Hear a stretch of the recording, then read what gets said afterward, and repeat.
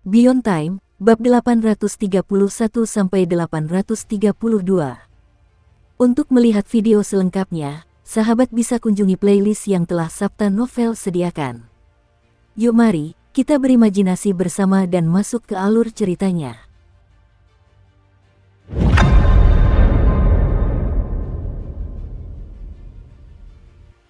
Penyebaran zat-zat anomali mengaburkan lingkungan sekitar, menciptakan perasaan tumpang tindih yang luar biasa yang menyebabkan semua orang mengalami kebingungan visual, memengaruhi kondisi mental mereka. Ratapan dan kelupaan yang tak berujung itu bagaikan angin, bertiup tanpa henti, membawa pergi masa lalu tetapi gagal mengembalikan masa depan. Ini adalah medan pertempuran Suking. Setelah otoritas dan wilayah ilahi D132 meletus, 60% dari ratusan kultivator tewas. Mayat-mayat mereka yang meninggal jatuh ke tanah dan muncul di dalam sel. Mereka jelas sudah mati, tetapi mereka melupakannya. Sekarang, mereka berada dalam keadaan linglung dan menjadi tahanan D132 yang tidak hidup maupun mati. Yang menanti mereka adalah mimpi buruk abadi. Adapun 100 orang atau lebih yang tersisa di udara, meskipun mereka masih bertahan, mereka semua tersiksa oleh kelupaan. Mereka perlu terus berteriak dan menggunakan suara-suara yang masih terdengar untuk mengingatkan diri mereka sendiri. Pada saat yang sama, kesialan tak pernah meninggalkan mereka. Terlepas dari mantra atau harta karun magis, mereka menghadapi kecelakaan tak terduga yang tak terhitung jumlahnya begitu diaktifkan. Semua ini menyebabkan mereka hanya mampu mengerahkan 30 hingga 40% dari kekuatan tempur mereka, yang sebenarnya sudah sangat mencengangkan. Dari sini, orang bisa melihat betapa menakutkannya D132 secara keseluruhan. Adapun seruan dari singa batu, kepala, dan lainnya, semuanya dipenuhi dengan keanehan dan fanatisme. Suking menjawab pemujaan mereka dan memegang tombak hitam. Sebagai penjaga D132, dia melangkah ke langit. Untuk meredam kekacauan, dalam sekejap, dia muncul di depan seorang kultivator bais dan menghantamnya tanpa ampun. Kultivator bais, yang tampak linglung dan baru saja melupakan motifnya, secara naluriah terkejut. Dia merapal mantra dan menggunakan harta sihir, ingin melawan, tetapi kedatangan yang tak terduga menyebabkan mantranya menjadi tidak stabil dan harta sihirnya hancur sendiri. Kelupaan membuatnya melupakan kemalangan yang menimpanya. Karena itu, dalam keadaan linglung, Suking langsung menabraknya. Daging dan darah berhamburan kemana-mana. Darah menetes di rambut Suking yang berkibar sebelum mengalir ke bawah. Suking dengan tenang berjalan menuju orang lain. Dia mengacungkan tombak dan pada saat berikutnya, sebuah kepala melayang ke udara. Dari kejauhan, gemuruh keras bergema di langit. Beberapa tahanan melakukan serangan balik, sementara yang lain gemetar ketakutan. Selagi masih ingat, mereka berbalik dan menggunakan cara mereka sendiri untuk melarikan diri. Beberapa berhasil melakukan teleportasi. Namun, saat mereka muncul, mereka masih berada di dalam D132 dan mendarat di jari dewa tersebut. Mereka dilahap oleh mulut dewa itu. D132 mengizinkan teleportasi. Namun, pengaruh kemalangan menyebabkan tujuan teleportasi berada di tempat yang terdapat kemalangan. Ada juga orang-orang yang menggunakan serangan dahsyat untuk membombardir gerbang dan penghalang penjara D132. Namun, dengan kekuatan tempur mereka, mustahil bagi mereka untuk berhasil. D132 adalah sebuah entitas utuh. Jika mereka ingin menciptakan celah di dalamnya, mereka harus menghancurkan semua yang ada di sini. Dan saat ini, mereka juga merupakan bagian dari D132. Ini adalah siklus kematian yang tak berujung. Kemanapun Suking pergi, terdengar suara-suara yang menyayat hati dan darah menyembur seperti hujan. Kepala-kepala terlempar ke atas dan mayat-mayat berjatuhan ke tanah. Kapten itu juga menyerang, dengan target yang jelas dalam pikirannya. Bukan ras-ras bawahan yang dia incar, melainkan anggota ras langit mistik bulan api. Jumlah mereka tidak banyak, hanya sekitar selusin. Namun, dilihat dari kegembiraan di mata sang kapten, jelas bahwa dia lebih tertarik pada para kultivator dari ras langit mistik bulan api. Serangannya sebagian besar melibatkan buah-buahan, seolah-olah dia sedang menimbun persediaan. Dengan menggunakan berbagai metode, dia mengubah para kultivator ras bulan api menjadi apel, anggur, dan pir. Gaya ini lebih menyeramkan dibandingkan dengan cahaya biru penyegel es yang pernah ia gunakan sebelumnya. Jelaslah, seiring dengan terus dibukanya segel-segel itu, sang kapten perlahan-lahan mendapatkan kembali kemampuan kultivasinya dari kehidupan sebelumnya. Adegan ini, ditambah dengan keanehan D-132 dan sikap dingin Suking, memberikan dampak yang sangat besar pada Kyukezi. Awalnya dia mengira dirinya juga orang yang memiliki metode luar biasa. Namun, melihat Suking dan sang kapten, dia merasa dirinya hanyalah seorang anak kecil jika dibandingkan. Penilaiannya terhadap umat manusia telah lama berubah setelah menyaksikan cara-cara mereka. Siapa bilang umat manusia itu lemah, siapa bilang sifat manusia tidak ganas, tidak cocok untuk Wanggu saat ini, siapa bilang umat manusia lebih pandai berkonspirasi dan menipu. Kau sebut ini lemah, kau sebut ini tidak ganas. Kyukezi merenungkan apa yang telah dipelajarinya sejak muda. Saat ini, ia menarik napas dalam-dalam. Ia melihat semakin banyak orang sekarat dan tergeletak di sel-sel di tanah. Kata-kata dari manusia yang dikenal sebagai kapten itu terlintas di benaknya. Karena itu, dia panik dan segera bergegas untuk bergabung dalam pembantaian tersebut. Dalam keadaan seperti itu, pembantaian ini tidak mungkin berlangsung terlalu lama. Beberapa saat kemudian, ketika kultivator Flame Moon Mystic Heaven terakhir yang ingin melarikan diri ditampar hingga menjadi jeruk mandarin oleh Kapten, D-132 menjadi sunyi. Hanya hujan darah yang jatuh ke bumi, kemudian diserap dan muncul kembali di udara, terus berjatuhan. Di lokasi kejadian, tidak ditemukan satupun mayat atau sisa-sisa tubuh. Mereka semua berada di dalam sel dan mereka semua kebingungan. Sorakan riuh terdengar dari mulut pria tua dalam lukisan itu, kepala lukisan, dan yang lainnya. Suking menarik napas dalam-dalam. Pemandangan yang familiar di sini mengingatkannya pada pengalamannya saat masih muda. Pada saat yang sama, dia dapat dengan jelas merasakan bahwa dengan dipenjarakannya ratusan kultivator ini, kekuatan D-132 telah sedikit meningkat. Suking melihat sel-sel di bawahnya. Terdapat lebih dari 1000 sel di D-132. Saat ini, kapasitasnya sudah terisi lebih dari 30%. Apa yang kau pikirkan? Kapten mengambil sebuah apel dan menggigitnya. Kemudian dia menatap Suking dan melemparkan satu apel kepada Suking dan satu lagi kepada Kyukezi. Suking berhasil menangkapnya. Aku jadi bertanya-tanya apakah akan tiba suatu hari nanti penjara ini bisa memenjarakan para dewa. Sang kapten terdiam sejenak sebelum tertawa terbahak-bahak. Adapun Kyukezi, ia memegang apel yang diberikan kapten kepadanya dan ragu-ragu. Namun, setelah melihat kedua manusia yang menakutkan itu dan kemudian sel-sel di tanah, ia tidak lagi ragu dan menggigitnya. Rasanya sungguh manis di luar dugaan. Suking tidak langsung memakan apel itu dan menyimpannya. Kemudian, dia mengangkat tangan kanannya dan melambaikannya. Seketika, gunung-gunung terlarang dari para tawanan menyerbu ke arahnya. Tak lama kemudian, semuanya melayang di atas kepala Suking. Kyukezi tak kuasa menahan diri untuk menoleh. Ia terpesona. Meskipun sudah siap secara mental, ia tetap sedikit linglung. Jumlahnya terlalu banyak. Hampir 300 gunung terlarang terhubung satu sama lain oleh petir.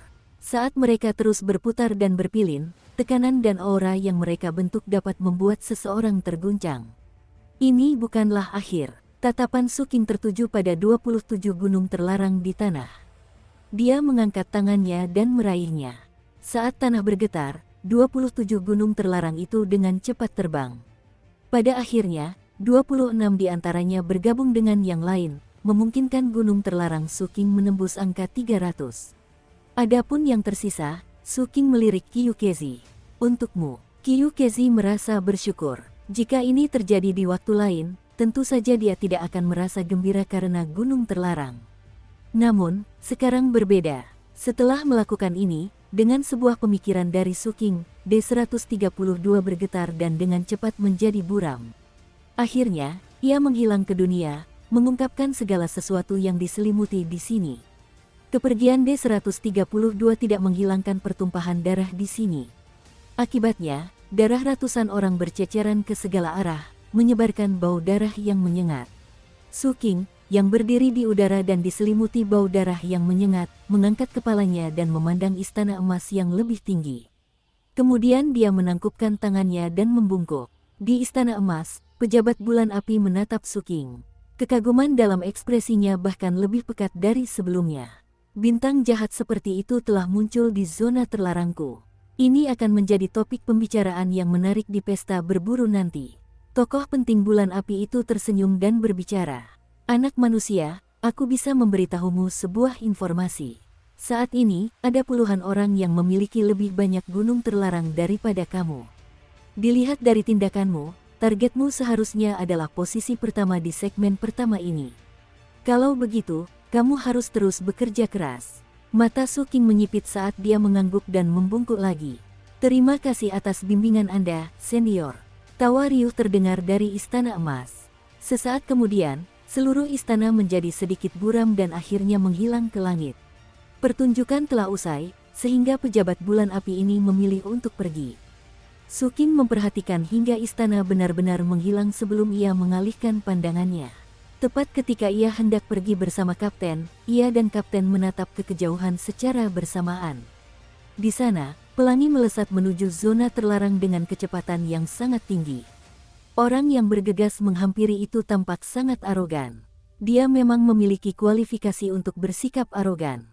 Dari jauh, orang bisa melihat bahwa 8 gunung terlarang mengelilingi kepalanya. Orang yang datang itu tak lain adalah wujud utama kultivator surga mistik bulan api yang muncul ketika Su King memindahkan gunung terlarang pertama. Klonnya dibunuh oleh Su King dan teleportasinya gagal, sehingga tidak dapat menyampaikan detail kematiannya. Kepercayaan diri kultivator ini juga mendorongnya untuk bergegas ke arah ini setelah merasakan arah umum, dipandu lebih lanjut oleh tanda tak terlihat yang ditinggalkan oleh pembantaian klonnya, hingga ia menemukan tempat ini. Kyukezi juga melihatnya. Jika itu di waktu lain, dia pasti akan bersikap serius, tetapi sekarang Kyukezi menggelengkan kepalanya.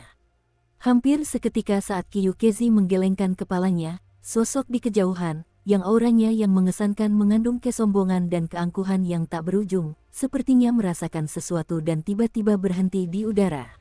Setelah itu, pelangi sedikit bergoyang, seolah-olah kultivator itu gemetar hebat. Bahkan kabut di sekitarnya pun ikut bergerak karenanya, seolah-olah dia bernapas berat. Jelas sekali, setelah dengan bangga memasuki zona terlarang, dia merasakan bahwa semua gunung terlarang di sini telah lenyap.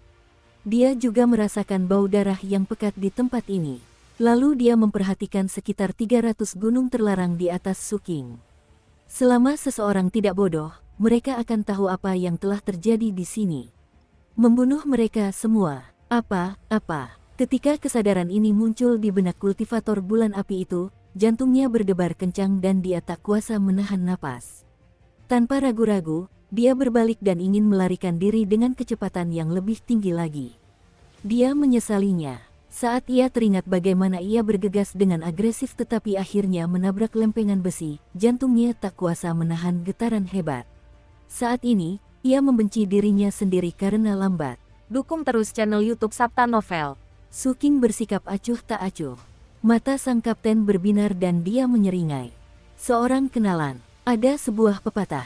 Sang kapten menjilat bibirnya dan memandang sosok yang melesat di langit dengan senyum menggoda. Takdir akan menyatukan mereka yang terpisah ribuan mil, ya, itulah ungkapan yang tepat. Benar kan, adik? Lihat, dia muncul begitu saja. Namun, kali ini, dia tidak akan bisa lolos. Su King mengangguk dan mengangkat tangannya. Api hitam menyembur dari tubuhnya dan mengalir dari lengannya ke telapak tangannya. Tombak hitam yang baru saja disingkirkan itu kembali terbentuk di tangannya. Saat muncul, ujung tombak itu tampak membakar kehampaan, menghasilkan satu lubang hitam halus demi satu lubang hitam halus lainnya yang merobek kehampaan dengan aura yang menakjubkan. Hal itu juga menyebabkan aura berdarah menyebar ke segala arah. Roh-roh penuh dendam yang tak terhitung jumlahnya muncul di sekitar tombak dan mengeluarkan ratapan pilu penuh ketidakberdayaan. Mereka tidak bisa memasuki reinkarnasi. Ratapan itu bergema, dipenuhi dengan maksud yang menakutkan. Tombak di tangan Su King bagaikan pedang neraka. Api hantu yang ditimbulkannya memancarkan gelombang pola api hitam. Api berkobar dan menyebar ke seluruh langit, mengubah langit menjadi lautan api. Saat gelombang riak bergema, hal itu juga menyebabkan dunia menjadi gelap. Ketika fenomena ini terlihat oleh kultivator langit mistik bulan api yang sedang melarikan diri dengan cepat di kejauhan, ia merasa merinding. Krisis hidup dan mati yang sangat intens serta penyesalan yang tak berujung muncul di hatinya. Pada saat itu, dia akhirnya mengerti bagaimana klonnya mati.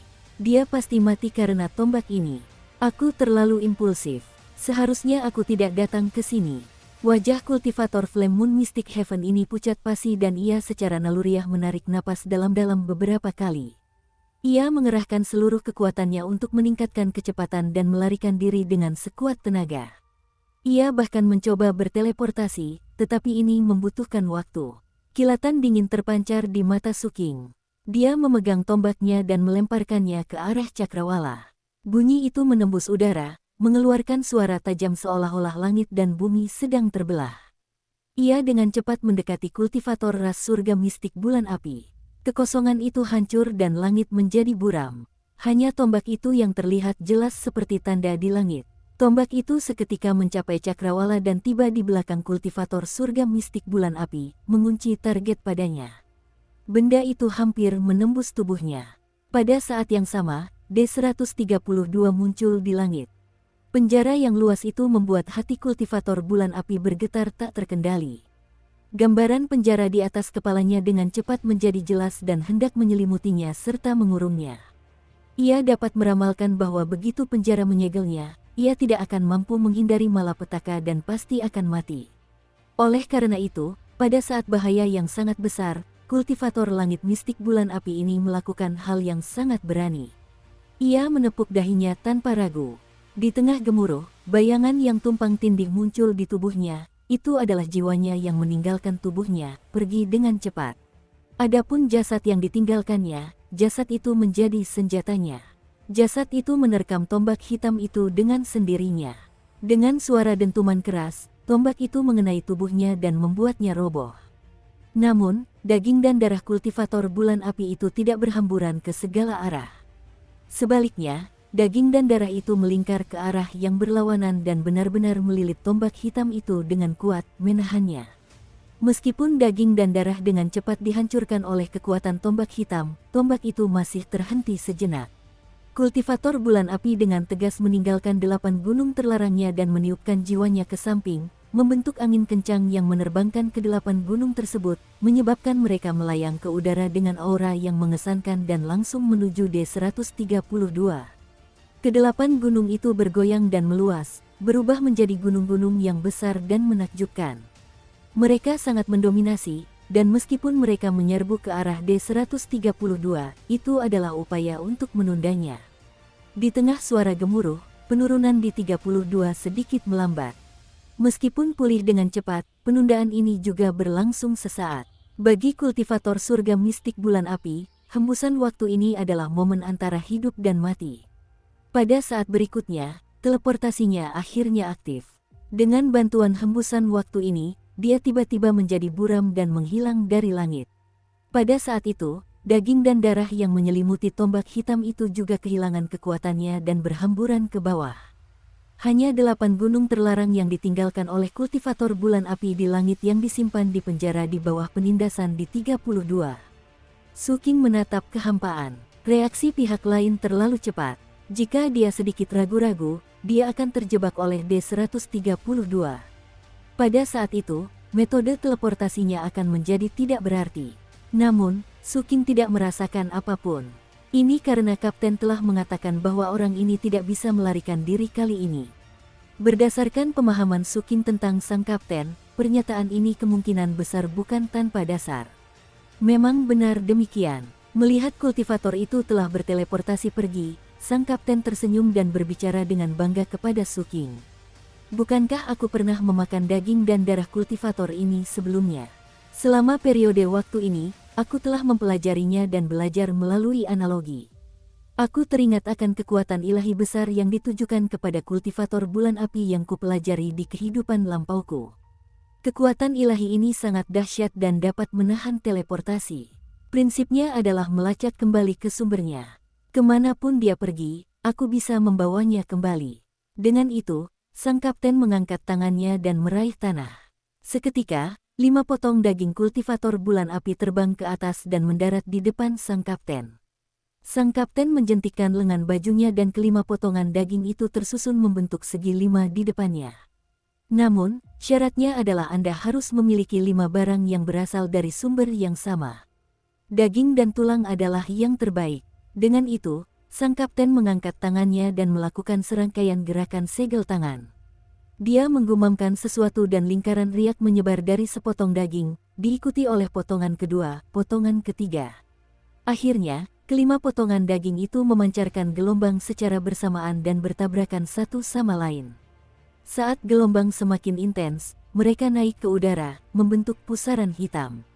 Dukung terus channel YouTube Sabta Novel. Sang kapten menatap pusaran itu dan mengeluarkan teriakan yang dalam. Suaranya membawa perasaan kuno yang bergema di seluruh dunia. Jiwa langit dan bumi, asal mula keturunan. Saat suaranya terdengar, pusaran itu berputar semakin kencang. Samar-samar, jiwa kultivator bulan api yang telah berteleportasi tampak dipandu dan terungkap di dalam lubang hitam. Awalnya, gambar itu buram dan terdistorsi, seolah-olah telah diregangkan. Namun, dengan cepat gambar itu menjadi jelas. Bahkan, kengerian, ketakutan, dan ketidakpercayaan di wajahnya terlihat jelas. Sesaat kemudian, sang kapten tertawa sinis dan meraih pusaran tersebut. Seketika itu juga, jiwa kultivator bulan api yang telah dipanggil kembali muncul begitu saja dari udara. Anda, jiwa kultivator bulan api itu menunjukkan keputusasaan. Tepat ketika dia hendak mengatakan sesuatu untuk menyelamatkan nyawanya, sang kapten mengabaikannya dan mengepalkan tangannya dengan kejam. Dengan suara dentuman keras, jiwanya runtuh, berubah menjadi tumpukan apel hijau yang jatuh ke tanah. Kyukezi, yang berada di samping, bergegas mendekat dengan sigap. Ia dengan cepat mengumpulkan apel hijau yang berserakan dan menyerahkannya kepada kapten. Sang kapten mengangkat dagunya dan menatap Suking. Setelah memperhatikan riuhnya tatapan mata Suking, ia menjadi semakin angkuh. Bagaimana, King kecil? Apakah mantraku hebat atau tidak? Suking mengangguk dan memandang kelima potongan daging itu dengan rasa ingin tahu. Dia bisa merasakan aura yang familiar terpancar dari mereka. Mantra ini, sebelum Suking selesai berbicara, sang kapten melambaikan tangannya. Saya tahu Anda ingin bertanya tentang nama seni ilahi ini. Dengarkan baik-baik, seni ilahi ini disebut dao kejam dari 5 banteng agung yang menelusuri asal-usul. Setelah mengatakan itu, sang kapten melirik Suking. Ekspresi Suking berubah, seolah-olah dia merasa kagum dengan nama itu. Sang kapten bahkan lebih gembira. Apakah kamu ingin belajar? Kakak tertua akan mengajarimu. Setelah kamu mempelajarinya, jika orang lain ingin melarikan diri, kamu akan punya cara untuk membawa mereka kembali. Dengan itu, sang kapten dengan riang mengeluarkan selembar kertas giok, membubuhkan cap di atasnya, dan melemparkannya ke Suking. Suking menerimanya. Mantra ini istimewa. Dia merasa bahwa mantra ini mungkin akan sangat berguna suatu saat nanti, jadi dia mengangguk. Terima kasih, kakak senior. Haha, tidak perlu bersikap sopan. Ini masalah kecil. Yang diinginkan sang kapten adalah sebuah sikap, dan melihat Suking seperti ini, dia merasa sangat puas. Pada saat yang sama, 8 gunung terlarang tanpa pemilik juga melayang di atas kepala Suking. Suking menganalisis dalam hati. Menurut tetua bulan api di istana, jika aku ingin menjadi yang pertama di segmen pertama ini, aku mungkin membutuhkan 1000 gunung terlarang. Saya masih harus bekerja keras. Suking mengalihkan pandangannya dan menatap kapten. Sang kapten menyeringai dan menebak pikiran Suking. Karena itu, keduanya bergerak bersamaan dan berubah menjadi 2 pelangi yang melesat lurus ke kejauhan. Ketika Kyukezi melihat pemandangan ini, napasnya menjadi terburu-buru. Dia merasa bahwa bertemu dengan kedua orang ini adalah kesempatannya dan tidak ada alasan baginya untuk melepaskannya. Karena itu, dia pun terbang keluar, mengikuti di belakang.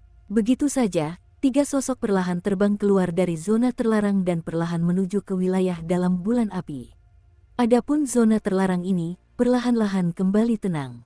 Binatang-binatang mutan di dalamnya muncul satu demi satu, 27 gunung terlarang yang telah menghilang kini ditumbuhi rumput merah darah.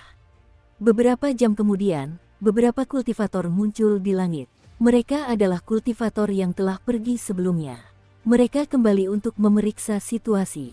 Di antara mereka, ada juga orang-orang yang merasa menyesal dan merasa seharusnya mereka tidak pergi begitu saja. Namun, setelah mereka tiba, ekspresi mereka berubah muram saat mereka merasakan perubahan di tempat ini. Hal ini terutama terjadi setelah mereka tiba di lokasi pegunungan tersebut. Ketika mereka melihat rumput merah di sana dan mencium bau darah yang pekat, ekspresi mereka langsung berubah dan mereka tak kuasa menahan napas. Di sini, berapa banyak orang yang meninggal hingga menghasilkan bau darah yang begitu menyengat. Aku tidak melihat siapapun pergi. Mungkinkah semua kultivator di sini telah terbunuh? Itu tidak mungkin. Suara terkejut menyebar di seluruh zona terlarang. Beberapa orang masih tidak percaya, jadi mereka mencoba mengirimkan suara mereka ke alat komunikasi para kultivator yang mereka kenal, tetapi tidak ada respons. Perlahan, semua orang terdiam sebelum bergegas pergi dengan rasa takut di mata mereka. Begitu saja, waktu berlalu. Saat Su King pergi dan orang-orang yang tersisa berpencar, berita tentang para kultivator manusia yang membunuh ratusan peserta dengan cepat menyebar di antara para kultivator tersebut. 1 menyebar ke 10, 10 ke 100. Berita itu bagaikan badai yang terus menyebar di Flame Moon Mystic. Perlombaan surga. Hal itu menarik banyak perhatian. Reaksi pertama dari mereka yang mendengarnya adalah ketidakpercayaan. Namun, saat mereka menyelidiki, pikiran mereka mulai bergejolak. Hal ini terutama berlaku bagi ras Bais. Mereka bahkan lebih marah. Bagaimanapun, ras ini telah menderita korban jiwa terbanyak kali ini. Terlebih lagi, pilihan surga mereka telah terbunuh. Namun, para ahli lomba Bais pun tak berdaya menghadapi masalah ini. Sebagian besar pasukan utama mereka berada di medan perang ras langit hitam dan tidak banyak dari mereka yang tersisa. Bukan itu poin utamanya. Poin utamanya adalah mereka tidak berani melanggar aturan perburuan agung. Hanya peserta yang dapat menyerang peserta lain. Namun operasi rahasia tetap tak terhindarkan, sehingga awan gelap tak terlihat mulai muncul di dalam ras langit mistik bulan api, dan badai akan segera datang.